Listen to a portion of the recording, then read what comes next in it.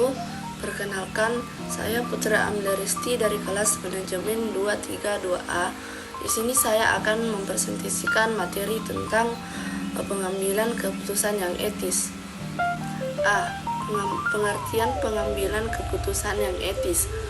Pengambilan keputusan adalah proses penting yang dilakukan oleh individu, kelompok, atau organisasi dalam menentukan tindakan atau langkah yang akan diambil dalam suatu situasi tertentu, di mana keputusan yang diambil tidak hanya mempengaruhi pelaku pengambilan keputusan itu, sendiri, tetapi juga pihak lain yang terlibat dalam keputusan tersebut. Pengambilan keputusan yang etis merujuk pada proses pengambilan keputusan yang mempertimbangkan nilai-nilai moral, prinsip-prinsip keadilan, serta dampak yang mungkin timbul bagi semua pihak yang terlibat. Pengambilan keputusan yang etis mengacu pada proses pengambilan keputusan yang mempertimbangkan aspek moral dan nilai etika. Hal ini melibatkan pertimbangan terhadap konsekuensi dari tindakan yang diambil serta prinsip-prinsip moral yang menjadi dasar dari tindakan tersebut. Pengambilan keputusan yang etis menekankan pentingnya keadilan, kejujuran, tanggung jawab, dan kesejahteraan bersama. B. Faktor-faktor yang mempengaruhi pengambilan keputusan yang etis. Faktor-faktor yang mempengaruhi pengambilan keputusan yang etis bisa meliputi 1. Nilai dan prinsip pribadi. Nilai dan prinsip yang dimiliki individu dapat mempengaruhi keputusan mereka dalam situasi yang etis. Orang dengan nilai yang kuat terhadap kejujuran dan integrasi cenderung membuat keputusan yang lebih etis. 2. Norma sosial dan budaya. Norma-norma sosial dan budaya juga dapat mempengaruhi bagaimana seseorang membuat keputusan yang etis. Budaya organisasi juga bisa memainkan peran penting dalam menentukan apa yang dianggap etis dalam konteks tertentu. Yang ketiga, tekanan dari lingkungan atau atasan. Tekanan dari atasan atau lingkungan kerja dapat mempengaruhi keputusan seseorang.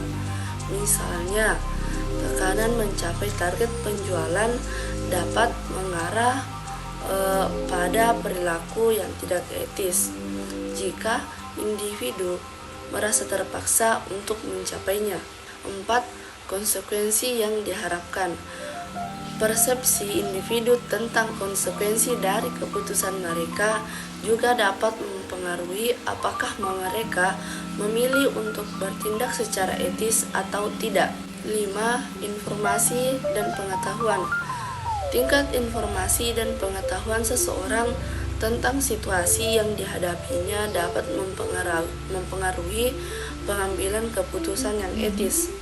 Semakin banyak informasi yang dimiliki individu, semakin mungkin mereka membuat keputusan yang etis. 6. Tekanan waktu.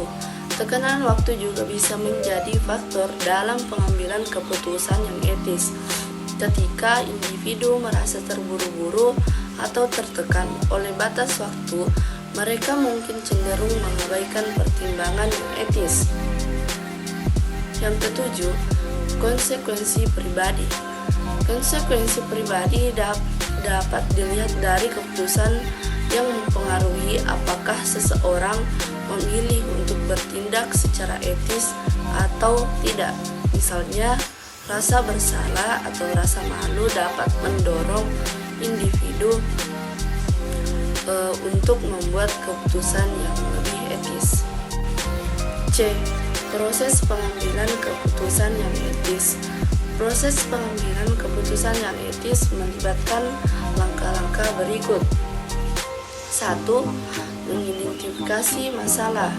Langkah pertama adalah mengenali masalah atau situasi yang memerlukan pengambilan keputusan yang etis. 2. Kumpulkan informasi selanjutnya. Penting untuk mengumpulkan informasi yang relevan tentang situasi tersebut. Yang ketiga, pertimbangkan nilai-nilai prinsip etis. Yang keempat, identifikasi alternatif. 5. Evaluasi konsekuensi setelah alternatif. Dipertimbangkan evaluasi konsekuensi dari setiap alternatif. Pertimbangkan bagaimana setiap keputusan dapat mempengaruhi berbagai pihak yang terlibat. Yang keenam, buat keputusan.